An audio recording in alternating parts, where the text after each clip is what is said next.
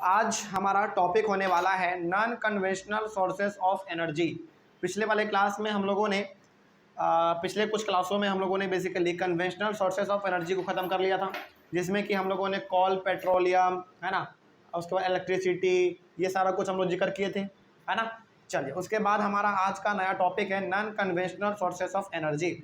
इसमें देखिए क्या क्या है, पहले शुरू कर देते हैं। लिखा हुआ है non conventional sources of energy include solar energy, wind power, tidal energy, geothermal energy, biogas and atomic energy. तो ये जो सब कुछ आपको यहाँ पे दिख रहे हैं ना, ये सब का सब एग्जाम्पल है किसका? Non conventional sources of energy का। अच्छा, यहाँ पे ना बहुत सारे बच्चे कन्वेंशनल और नॉन कन्वेंशनल में थोड़ा सा कंफ्यूज हो जाते हैं। कोई दिक्कत वाली बात नहीं है, लेकिन समझिए यहाँ पे ना थोड़ा सा कन्फ्यूजन नहीं होना चाहिए। क्यों नहीं होना चाहिए, अभी आपको बता दे रहे हैं। जब भी आपके पास जब भी बात हो कन्वेंशनल सोर्सेज ऑफ एनर्जी का, तो आप समझिएगा कि एनर्जी का वैसा सोर्स जो कि बहुत ही लंबे समय से चलता आ रहा है ना। और यदि बात हो जाए non conventional sources of energy का, तो समझिएगा कि एनर्जी का ऐसा सोर्स जो कि बहुत समय से नहीं चल रहा है, फिलहाल पिछले कुछ सालों में ही वो जो है शुरुआत हुआ है। जैसे क्या हमेशा से सोलर एनर्जी का इस्तेमाल करके हम लोग इलेक्ट्रिसिटी बनाते थे क्या? हमेशा से तो नहीं करते थे। पिछले कुछ 40 साल 50 साल के अंदर ही हमारा शुरू हुआ है ना। उसके पास हवा का इस्तेमाल करके हम लोग क्या पावर कभी बनाते थे? नहीं बनाते थे। उसके बाद टाइडल एनर्जी, समुद्र में जो टाइड हमारे उठते हैं ऊपर नीचे पानी का होना, है ना, इस वजह से भी हम लोग क्या कर लेते हैं, अपना एनर्जी बना लेते हैं, इलेक्ट्रिसिटी को प्रोड्यूस कर लेते हैं। तो बेसिकली हम यहाँ पे जो बात कर रहे हैं non conventional sources of energy में, वो ऐसे सोर्सेज ऑफ एनर्जी होते हैं जो कि अभी फ़िलहाल हमारे लिए क्या है, नया है, ताज़ा है, जो कि बहुत लंबे समय से नहीं था, अभी फ़िलहाल वो नया चीज़ लागू हुआ है। उसी को हम लोग कहते हैं कन्वेंशनल सोर्सेज ऑफ एनर्जी। अच्छा, सवाल आपसे ये भी पूछा जा सकता है कि जब हमारे पास कन्वेंशनल सोर्सेज ऑफ एनर्जी था ही, तो नॉन कन्वेंशनल को लाने का क्या ज़रूरत था? क्योंकि देखिए कन्वेंशनल है तो उसमें हम लोग कोल का इस्तेमाल करते हैं, पेट्रोलियम का इस्तेमाल करते हैं, है ना, और भी अलग अलग चीज़ों के इस्तेमाल को हम लोग करते हैं। तो कितना भी है तो वो कन्वेंशनल ही तो है, ख़त्म हो सकता है। एक ना एक दिन कोयला ख़त्म हो सकता है, एक ना एक दिन पेट्रोलियम ख़त्म हो सकता है। तो जब रिसोर्स हमारा ख़त्म हो जाएगा, एनर्जी ख़त्म हो जाएगा, तो क्या हम लोग ज़िंदा रह पाएंगे? नहीं रह पाएंगे। तो ज़िंदा रहने के लिए तो किसी न किसी प्रकार का हमको अल्टरनेटिव तो चाहिए ना। मान लीजिए कि कोयला ख़त्म हो गया, मान लीजिए पेट्रोलियम ख़त्म हो गया, तो ख़त्म हो गया तो उसके बदले में कुछ ना कुछ तो हमको चाहिए, जिससे कि हम लोग अपने लाइफ को परफॉर्म कर सकें, है ना, सर्वाइव कर सकें। तो इसीलिए हमारे सामने आया non conventional sources of energy. ठीक है, इसमें अलग अलग प्रकार का टाइप है। चलिए, यहाँ पे एग्जांपल भी आपने देख लिया कितने प्रकार के होते हैं। इसमें से सबसे पहला जो हमारा है वो है न्यूक्लियर और एटॉमिक एनर्जी। चाहे एटॉमिक एनर्जी बोलो चाहे न्यूक्लियर एनर्जी बोलो, मतलब सेम है। ठीक है, एक एक करके हम लोग यहाँ पे जान लेते हैं क्या होता है न्यूक्लियर और क्या होता है एटॉमिक। दोनों मतलब सेम है। देखिए लिखा हुआ है न्यूक्लियर और atomic energy is obtain from energy stored in the nuclei of atoms of naturally occurring radioactive elements like uranium and thorium। ये बहुत बड़ा बात यहाँ पे कहा गया है, इसके बारे में समझते हैं। देखिए हमारे पास दो बहुत ही ज़्यादा रिएक्टिव एलिमेंट है, यानी कि वो बहुत ज़्यादा रिएक्टिव है, बहुत पावरफुल है। तो ऐसे एलिमेंट्स जो कि बहुत ज़्यादा रिएक्ट करते हैं, बहुत ज़्यादा पावरफुल होता है, ताकतवर होता है, उसको हम लोग कहते हैं रेडियो एक्टिव एलिमेंट। ठीक है, तो हमारे पास दो ऐसे एलिमेंट हैं जो कि बहुत ज़्यादा पावरफुल है, उसके पास एनर्जी बहुत ज़्यादा है, उसी को हम लोग कहेंगे रेडियो एक्टिव एलिमेंट। और वो कौन सा दो एलिमेंट है? पहला है यूरेनियम और दूसरा है थोरियम। ठीक है, अब आपको मालूम है कि ये यदि एलिमेंट है तो ये किससे मिलके बना होगा? एटम से मिलके बना होगा, है ना। और एटम में भी हमारा क्या होता है? न्यूक्लियस होता है। न्यूक्लियस होता है, ये हम लोग कहाँ से जानते हैं? क्लास 9 से ही जानते हैं। तो एटम है तो उसमें न्यूक्लियस होगा।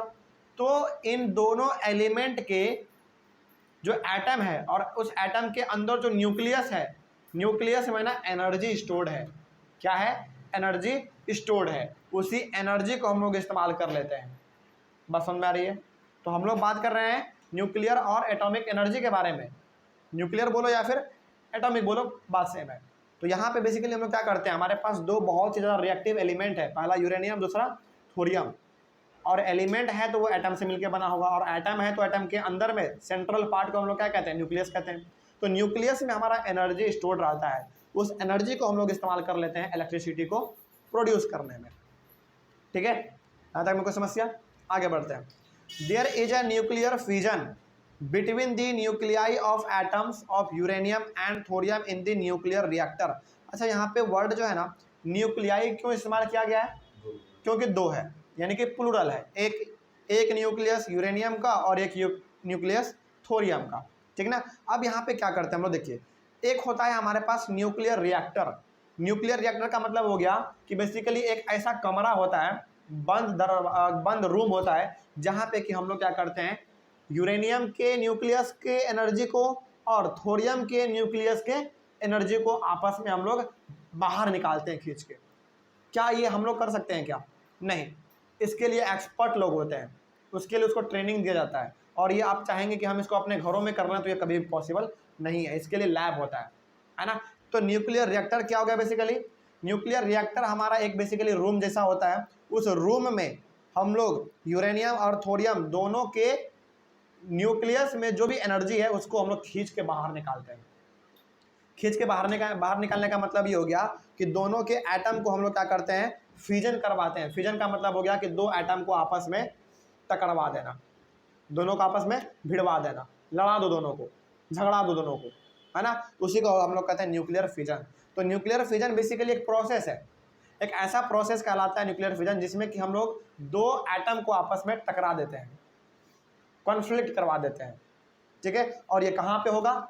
न्यूक्लियर रिएक्टर में होगा, यानी कि वो बंद रूम में होगा, ठीक है। और ये बंद रूम क्या आपके घर का? नहीं, इसके लिए हमारा एक लैब होता है, वहीं पे होता है।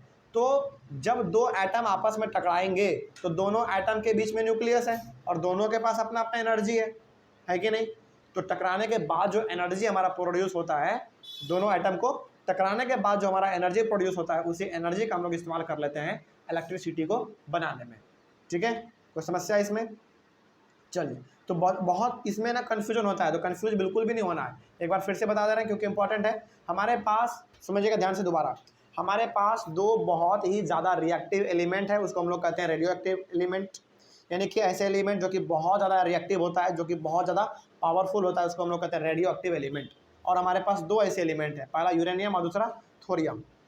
और एलिमेंट है तो एटम होगा, एटम से मिलकर बना होगा, है ना। और एटम है तो उसके बीच में सेंट्रल पार्ट न्यूक्लियस भी होगा, और उसी न्यूक्लियस में हमारा क्या होता है? एनर्जी होता है।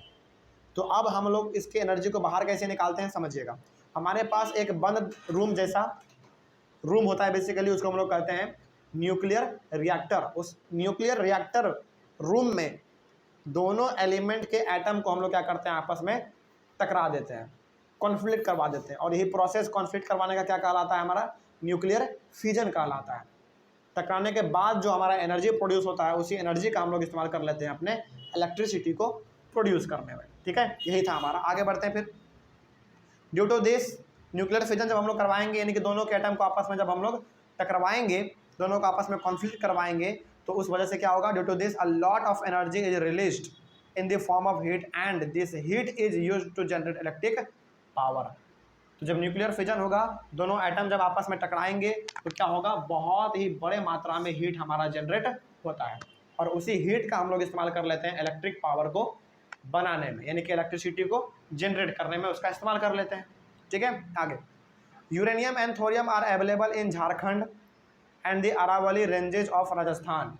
तो यूरेनियम और थोरियम कहाँ कहाँ मिल सकता है आपको? झारखंड में, और कहाँ पे? राजस्थान में मिल सकता है। राजस्थान में वो भी बेसिकली कहाँ पे? अरावली रेंजेस में, ठीक है। आगे उसके बाद the monazite sands of Kerala is also rich in thorium. तो केरला में एक सैंड पाया जाता है, बालू, उसका नाम है मोनोजॉइट, मोनाजाइट, मिस्टेक हो गया, मोनाजाइट एक प्रकार का बालू है वहाँ पे। उस बालू में क्या मिल सकता है आपको? थोरियम में मिल सकता है, और उसका इस्तेमाल हम लोग इलेक्ट्रिसिटी बनाने में कर लेते हैं। तो ये था आपका न्यूक्लियर और एटॉमिक एनर्जी के बारे में। कोई समस्या इसमें? चलिए आगे बढ़ते हैं। उसके बाद हमारा सोलर एनर्जी, इसको अगले वाले क्लास में डिस्कस करते हैं। Thank you very much.